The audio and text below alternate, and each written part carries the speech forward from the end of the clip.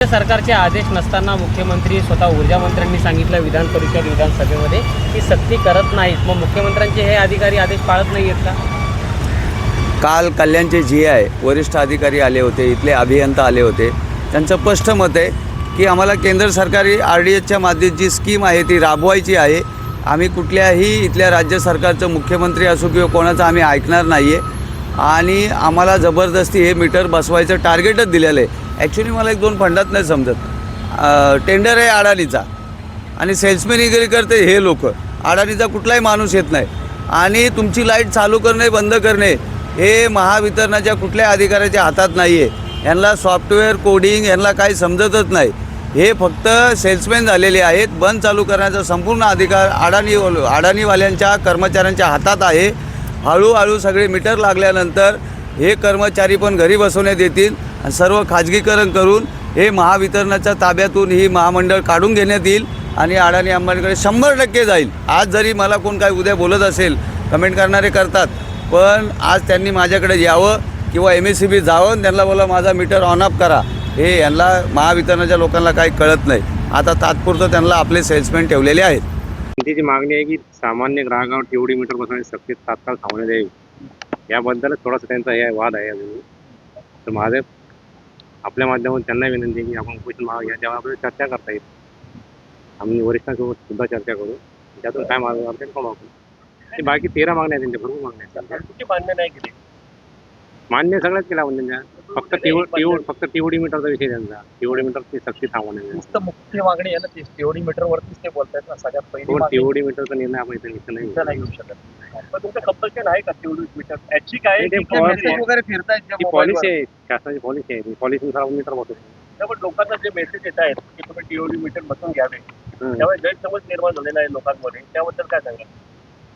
गैरसमज कशाबद्दल आहे नेमकं? कंपल्शन आहे की मीटर बसवण्यात येणार आहेत सर. मीटर बसवण्यात आणि मोबाईलवर मेसेज फिरतोय त्याच्याबद्दल काय प्रतिक्रिया आपली? मोबाईलवरती जो मेसेज फिरतोय आता कंपल्सरी आमच्या महावितरण कंपनीने पाठवला मेसेज. डायरेक्ट अशा प्रकारचा मेसेज महावितरण पाठवू शकते. उद्या ग्राहकांनी पण तुम्हाला जर असे मेसेज पाठवले आमच्या घरची लाईट गेली तर काही खैर नाही, तुमची नोकरी घालवण्यासाठी आम्ही प्रयत्न करू. त्यासाठी आपलं ग्राहक तक्रार करतात ना आमच्याकडे असतो. लाईट गेल्यानंतर पुण्यात मेसेज पाठवून ती सरळ धमकीच येते मेसेज मध्ये. धमकी नाही, धमकी कोणी सांगेल? त्यात विनंती केली आपण सक्ती करताना. सक्ती आहे की विनंती आहे? विनंती अशी ना मीटर बदली करण्यासाठी विनंती केली. विनंती म्हणजे सक्ती केली. थोडक्यात 48 तासात लावण्यात येईल. न विचारता चौथ्या मुंबईच्या दिशेने वाटचाल करणाऱ्या या बदलापूर शहरामध्ये प्रामुख्याने मुंबईतून आलेला नोकरदार वर्ग जो आहे, जो सकाळी कामावर जातो आणि संध्याकाळी घरी येतो, कुठेही विजेचा जो वापर आहे तो केला जात नाही. परंतु तरीसुद्धा हे महावितरणाचे जे अधिकारी आहेत, ज्यावेळेला लाईटचं बिल जास्त येतं, ज्यावेळेला विचारणा करण्यासाठी ज्यावेळेला जनता ज्यावेळेला त्या महावितरणाच्या कार्यालयामध्ये जाते, त्यावेळेला त्यांच्याकडे एकच उत्तर मिळतं की तुमच्याकडे AC आहे का, तुमच्याकडे फ्रीज आहे का, तुमच्याकडे TV आहे का. अरे पण ह्याच्या आधीही जे मीटर होते त्या मीटरवरती जी बिलं होती ती एवढी आम्हाला येत नव्हती. आमच्याकडे आज अशी कितीतरी बिलं आली आहेत की ज्या जुन्या मीटरवरती ज्या त्याचा वापर सेम, पण ती जी बिलं होती ती 3000 होती. त्याच्यानंतर TOD मीटर लागल्यानंतर स्मार्ट मीटर जे आपण म्हणतो ते लागल्यानंतर ती बिलं 12-12, 15-15 हजार यायला लागली. जिथे नोकरदार वर्ग 20 आणि 25 हजार जर पगार घेत असेल आणि जर 12 आणि 15, 16 हजार जर त्यांना बिलं भरावी लागत असतील तर लोकांनी खायचं काय आणि करायचं काय? कारण EMI आहेत, लोकांचं घराचं भाडं आहे, शाळेचे शिक्षण आहेत. हे सर्व करत असताना आत्ता खरं पाहायला गेलं तर ह्या सरकारमुळे जर शेतकऱ्यावर आत्महत्या करायची वेळ येत असेल तर ह्या वीज ग्राहकांवर पण आता आत्महत्या करायची वेळ बदलापूरमध्ये यायला वेळ लागणार नाही किंवा येणार सुद्धा आहे. मुख्यमंत्री विधानसभेमध्ये म्हणतात की सक्ती नाही, मग महावितरणच्या अधिकाऱ्यांकडून विशेष करून ठेकेदारांकडून ही जबरदस्ती का TOD मीटर लावण्याची? मध्यंतरीच्या काळामध्ये तुमच्याच पत्रकारांनी ज्यावेळेला तिथल्या एका अधिकारी महिलेला जेव्हा विचारलं त्यावेळेला तिने सरळ उत्तर दिलं होतं की मुख्यमंत्र्यांचे शब्द आम्ही मानत नाहीत किंवा तुम्ही त्यांना जाऊन विचारा. म्हणजे ही जी मुजोरी आहे ही ह्या अडाणीच्या मीटर जे आहेत त्यांची सेल्समनगिरी करण्यासाठी हे महावितरणाचे अधिकारी ही भाषा करतात आणि आमचे विषयही तोच होता की तुमच्या अधिकारीची उर्मट भाषा करतात. जर एखादा समाजसेवक जर तिथे गेला तर त्याच्यावरती खोटे गुन्हे दाखल करतात.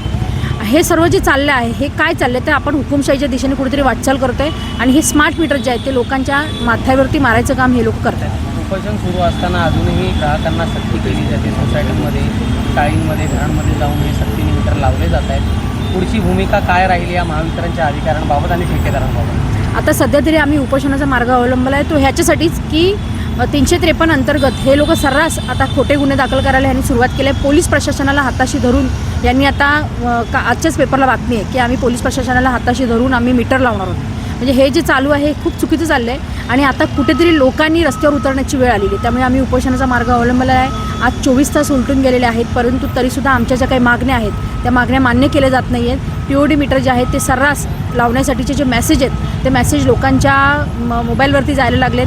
पण त्याही पलीकडे जाऊन कालच जे काटकर साहेब आले होते त्या काटकर साहेबांनी बाईट देताना सांगितलेलं होतं की आता TOD मीटर बदलापूर शहरात लावले जाणार नाही.